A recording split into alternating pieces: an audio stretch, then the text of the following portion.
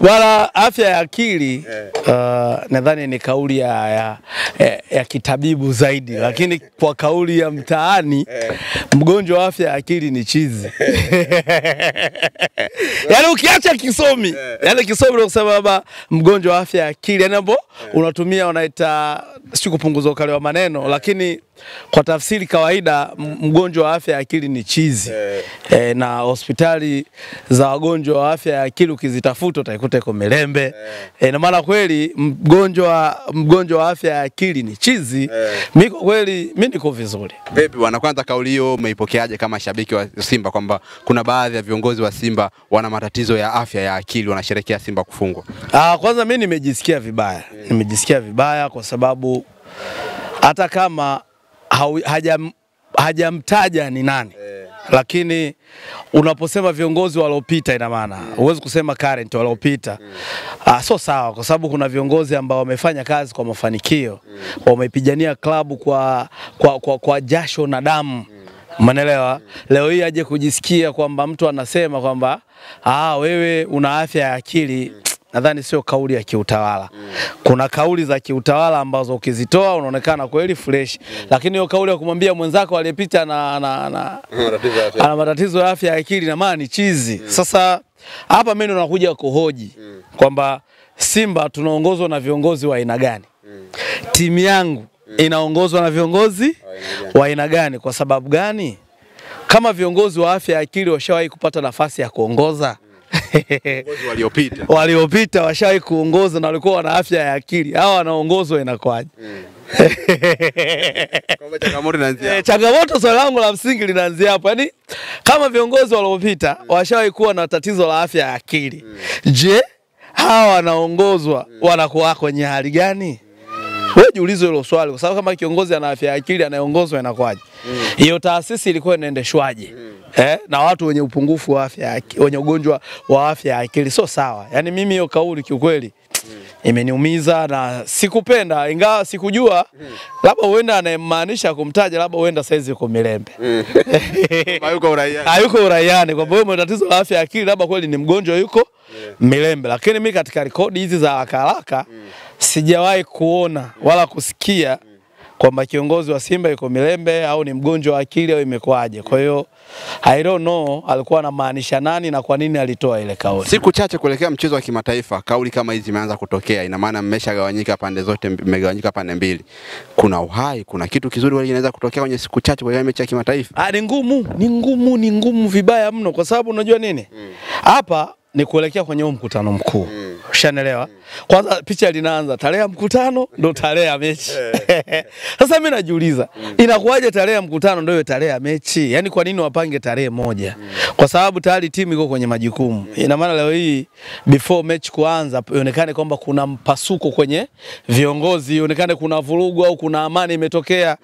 Kwa sababu yote ni matokeo ya mkutano. Mkutano ukaenda ukatoa hoja watu wasikuelewi, mkapishana kauli. Mkutano ukaenda ukatoa hoja watu wakakuelewa. Mimi nadhani kuelekea kwenye huo mchezo wa Stade Malien itakuwa ni ngumu.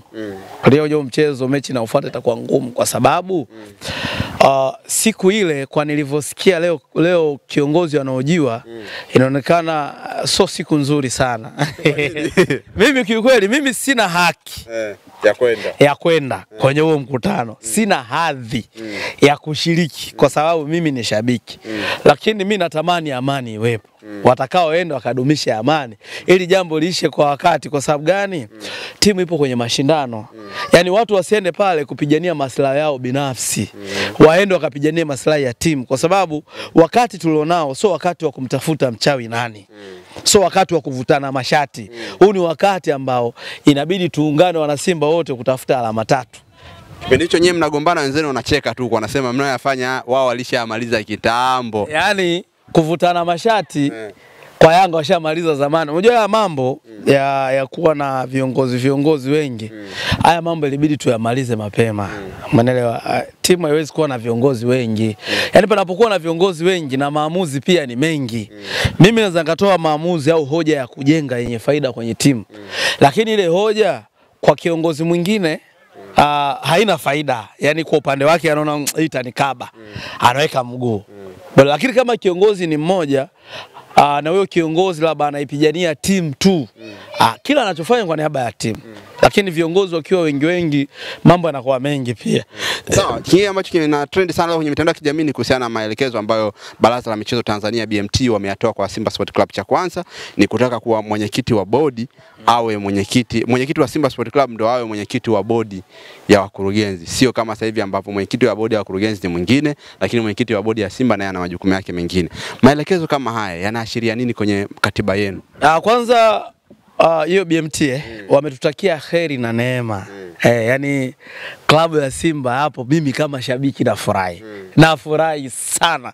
Kiongozi wa Simba ndio awe kiongozi wa bodi. Kwa sababu gani? Unajua mimi labda mimi niko upande wa mfanyabiashara.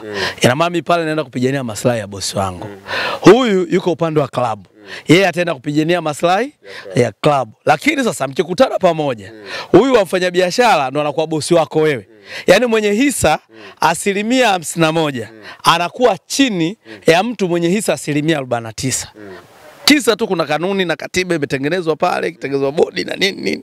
Hapana, mimi nadhani BMT kama wameshauri au kama labda ni maelekezo wametoa, wafanyie kazi haraka kwa niaba ya maslahi ya timu. Kiukweli kuna moment uzokamwona labda Mangungu hana maamuzi, lakini kumbe ni ile katiba inambana kwamba mwenyekiti wa Simba Sports Club hana maamuzi kwa sababu ya katiba. Unajua unapopeleka jambo kwenye bodi lina wajumbe, na wewe ukiingia mule unaingia kama mjumbe.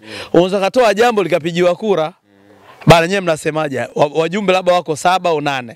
7 wakapinga ukapitisha wewe peke yako, au 5 wakapinga 2 wakakubali, bado jambo halitofanya kazi. Lakini kiongozi akiwa ni mmoja, akitoka na wazo la klabu litapitishwa moja kwa moja kwa sababu anafanya kazi ya klabu.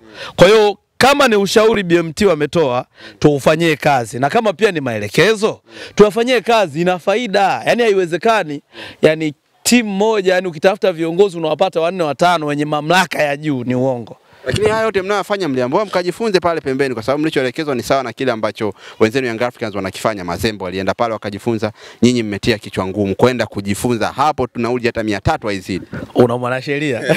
Sheria mimi naye. Unaye? Unaweza kunitetea? Mimi naye bwana, usiongee. Unajua mara nyingi mimi nasemaga Yanga walikubali kila kitu, lawama, wakakubali kutukanwa, wakakubali kusemwa, wakakubali kununiwa, lakini kwa kuwa lengo lilikuwa moja tu, kuipigania nembo, walikuwa radhi kwa hayo yote.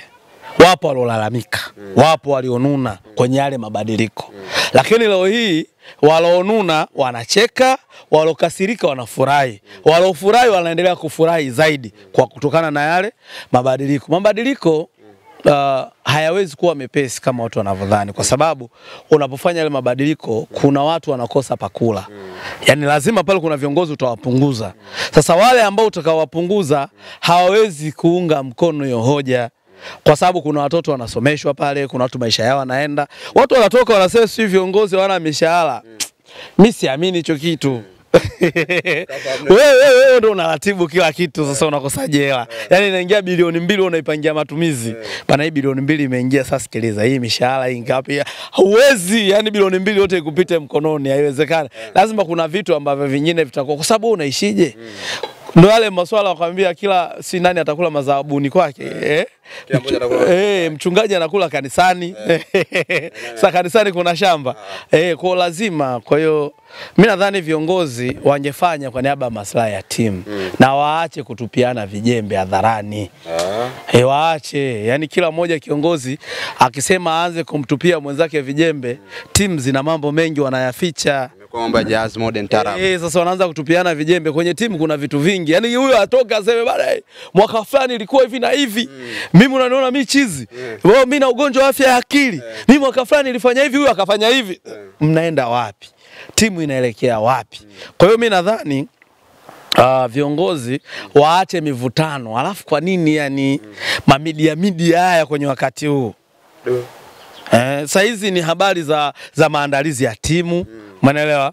Maandalizi ya vikao, wao wanaojua wahusika. Hata kama kiongozi wewe ni mhusika, unajua kabisa mimi na hasira, basi unatafuta mwingine mwenye uwezo wa kuongea, akabalance hasira yake.